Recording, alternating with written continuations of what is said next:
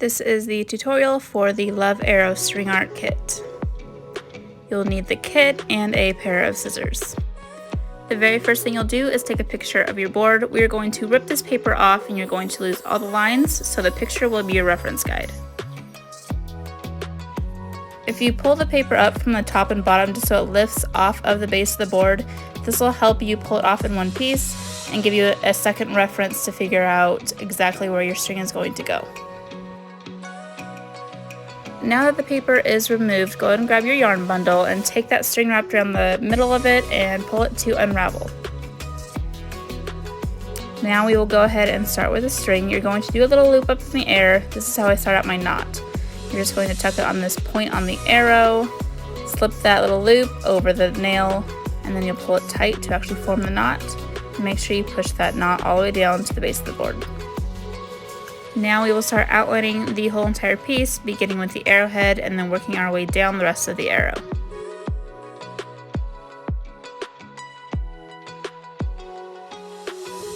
Again, we are pushing that yarn down to the base of the board. This will give us plenty of room when it comes to filling in our string art piece with all the layers. Now that the arrowhead is outlined, we'll go ahead and start continuing on down the actual arrow. I find when you can't visualize what the piece looks like, counting those nail holes on your paper or in your picture will help you figure out exactly where you're supposed to go.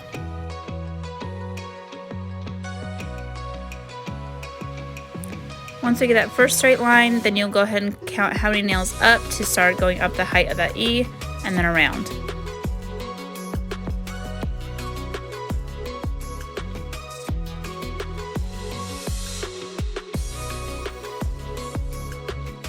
When you do get to the top of the E, count how many nails it is to go down to where it meets the V, and you're going to go ahead and continue over. We're going to do the top half of the word and then get down to the end of the arrow and work our way back. This step can definitely be confusing. The outline will be the hardest part of this piece. Just make sure you're really watching what I'm doing in the video and it should help. So once you get to that halfway point on the L, go ahead and get down to the end of the arrow. You'll add in the little feathers. I just loop around the bottom nail once and back up, and then go back and forth adding each of those little feathers in. Then we'll work our way back to the L.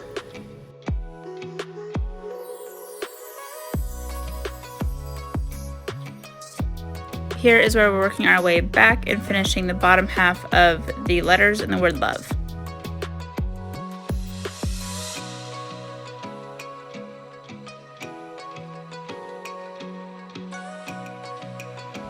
And here is a closer look. We did miss the middle of the L, but we will come back to that once we start filling it in.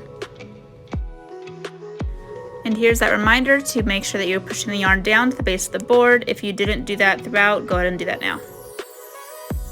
Alright, so hard part is done. The outline is finished and we are starting to fill in these areas with our layers. Your yarn should have finished back at the arrowhead, so now we're going to fill it in first. You're just going to loop around the nails, pushing it down as you go. Any different direction, there's not a certain pattern to do. The point of these layers is just to fill in this section. You can go in a pattern if you would like, or you can just skip around. We're filling it in to our liking. I personally like to fill it in completely. You can leave gaps in there if you'd like. Totally your choice. Once you like the look of it, it is time to work our way over to the E. This is how full I did it. You can do more or less, totally up to you. As you can see on these skinnier stretches, there is the little gap so you can see the board. We are going to weave in and out between those nails to help cover that up. And then once you get over to the E, you'll go and start filling out this section. Just like before, on the arrowhead, you're going to move back and forth between the nails in all different directions to help fill it in. And then go ahead and zigzag back and forth on the skinny part of the E as well.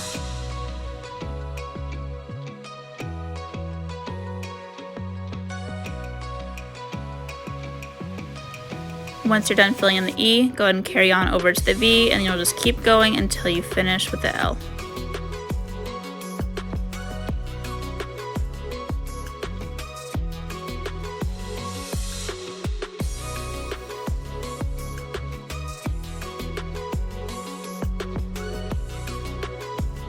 to fill in that top part of the L, just work your way up. Do that outline like you did in the very beginning, and then just carry on.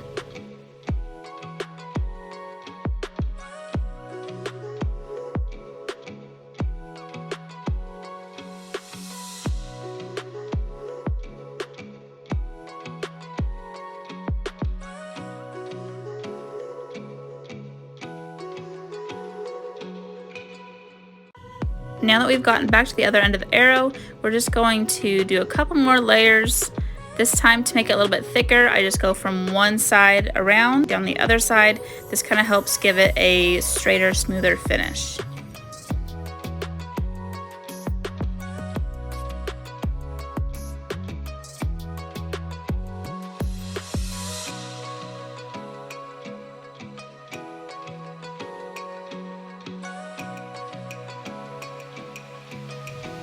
For these skinny areas on this piece where we did those zigzag lines, I'm going to add another couple layers of those just to help make it a little bit thicker to match up with the wider parts of the letters that we did all those layers on. And then you'll go all along one side of the nails to help give it that straighter look, and just carry all the way down to the beginning of the arrow, and then you'll just do that all the way back down again. If that seems a little more confusing to you, just make sure to watch the video and it should help you understand a little bit better.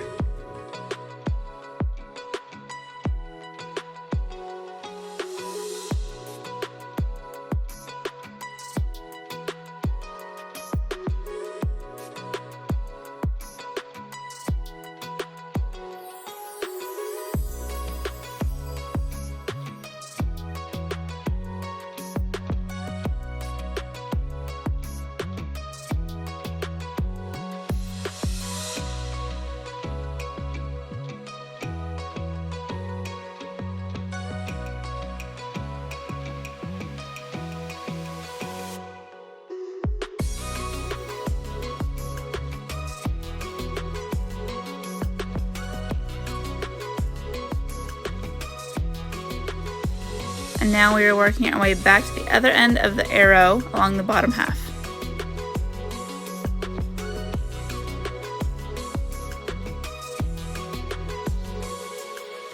And we are finished. What I like to do when tying off is work our way back to the thicker part of the L to actually tie off. When tying off, go ahead and grab your scissors. We're going to cut the piece about 5 or 6 inches long. This will help make it much easier to actually tie the knot. Like in the beginning, I'm just going to do that loop kind of up in the air and then tuck it onto a nail, just that one right there that connects with the L, pull it tight. Now go ahead and grab your scissors again. I cut that piece about 1/2 inch long, and then I just take my scissors and poke that piece into my layers. This will help hold it so it does not unravel later on. And here is the finished look. If you like this tutorial and you would like to order a kit, the info is down in the bio of this video. Please make sure to like and subscribe for more tutorials.